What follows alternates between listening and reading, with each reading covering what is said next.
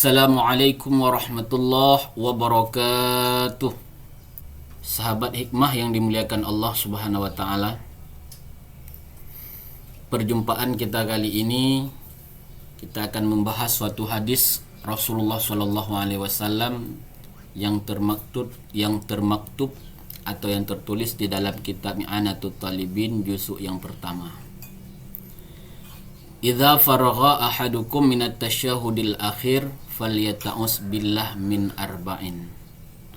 Kata Rasulullah, apabila telah selesai oleh salah satu di antara kalian daripada tasyahud, artinya setelah kita baca at-tahiyatul mubarakatuh sampai innaka hamidun majid, maka hendaklah kalian berta'awuz, berlindung kepada Allah daripada 4 perkara. Jadi anjuran Rasulullah, kalau kita selesai membaca tasyahud akhir, jangan keburu salam. Hendaklah berlindung kepada Allah daripada 4 perkara. Sebagaimana doa yang diajarkan oleh baginda Nabi, dan hukum membaca doa ini bagi yang bukan imam. Jadi bagi kita makmum, bagi kita yang salat sendirian atau munfarid, atau bagi imam yang mahsurin. Jadi imam yang jamaahnya tetap, seperti di sekolah-sekolah, seperti di pesantren-pesantren, dan seperti di madrasah-madrasah. Jadi bagi 3 golongan ini, yaitu makmum, munfarid, orang yang salat sendirian, dan bagi imam mahsurin, sunnah muakkad membaca doa yang diajarkan oleh Nabi ini. Apa doanya? Allahumma inni a'udzubika min azabil qabri wa min azabin nar wa min fitnatil mahya wal mamat wa min fitnatil masihid dajjal. Itu hukumnya sunnah muakkad.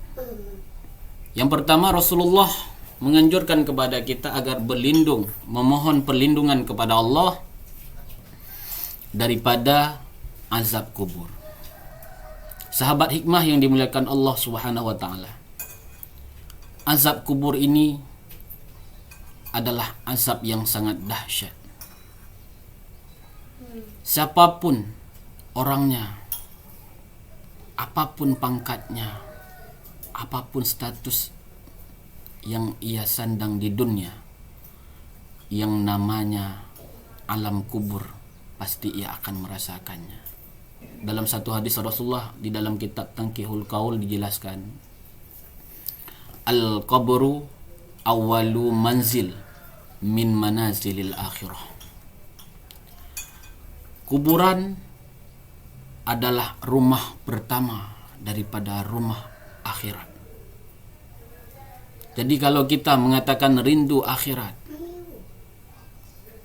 ingin berjumpa dengan Allah, ingin merasakan nikmat-nikmatnya akhirat, ingin merasakan nikmatnya kubur, maka otomatis cita-cita kita adalah kematian. Cita-cita kita di dunia bukan membuat rumah besar. Cita-cita kita di dunia bukan jabatan. Cita-cita kita di dunia bukan mencari pangkat, bukan mencari kekayaan. Cita-cita kita di dunia adalah kematian.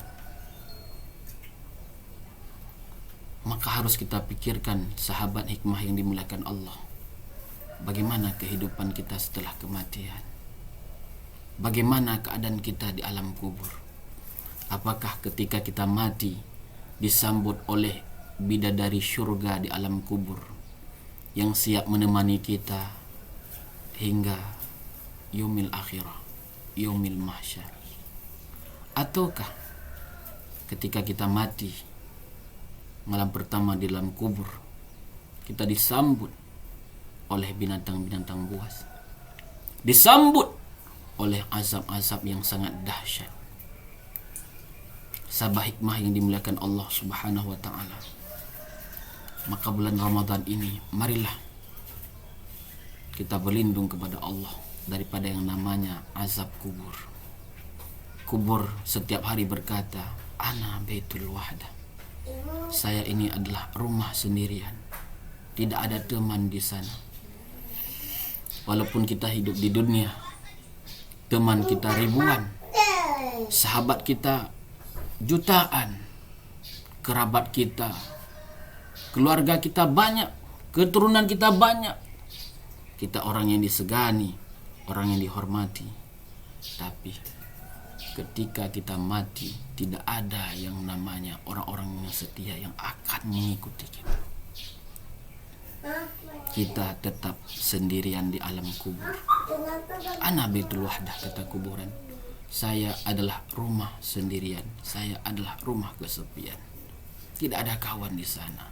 Maka kata kubur, bawalah teman yang akan menemanimu sampai hari yaumil mahsyar biqiraatil Quran, dengan membaca Al-Quran. Sahabat hikmah yang dimuliakan Allah Subhanahu wa taala, banyak-banyaklah mengingat azab kubur. Itu yang pertama.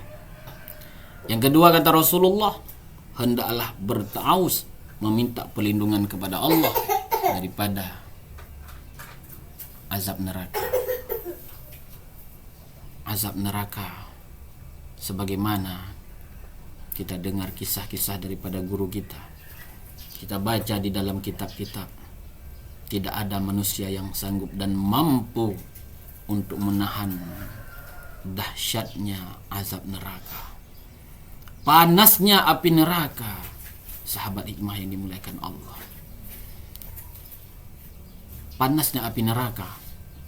Seorang pemuda dipakaikan sandal daripada neraka, lalu seluruh isi perutnya, isi kepalanya, otaknya mendidih keluar saking panasnya api neraka.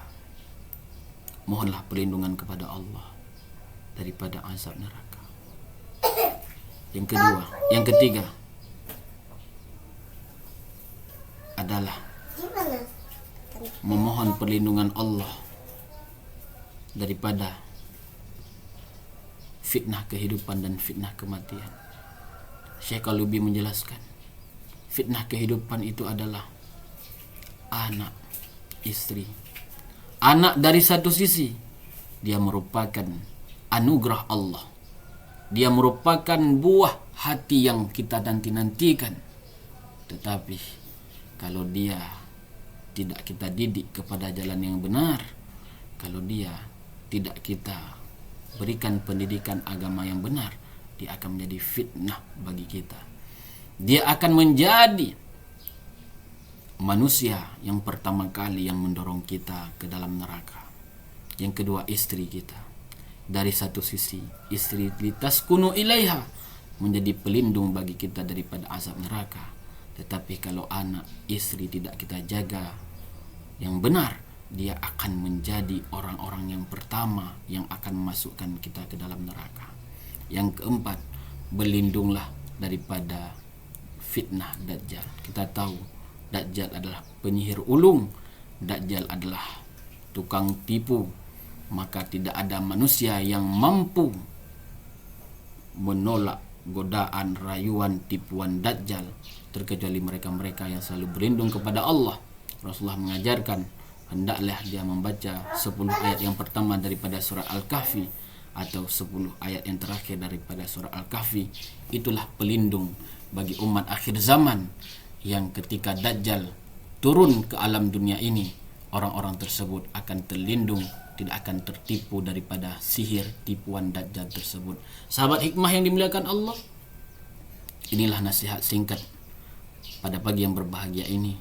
Semoga di bulan Ramadan ini kita terjauh daripada hal-hal yang tidak kita inginkan, berlindung kepada Allah sesuai yang diperintahkan oleh Nabi Muhammad sallallahu alaihi wasallam. Wallahu a'lam bishawab. Wa ilallahi marji wal ma'ab. Assalamualaikum warahmatullahi wabarakatuh. Informasi beasiswa dan kuliah gratis di STAI Darul Hikmah. Telepon atau WhatsApp ke nomor yang tertera di sini.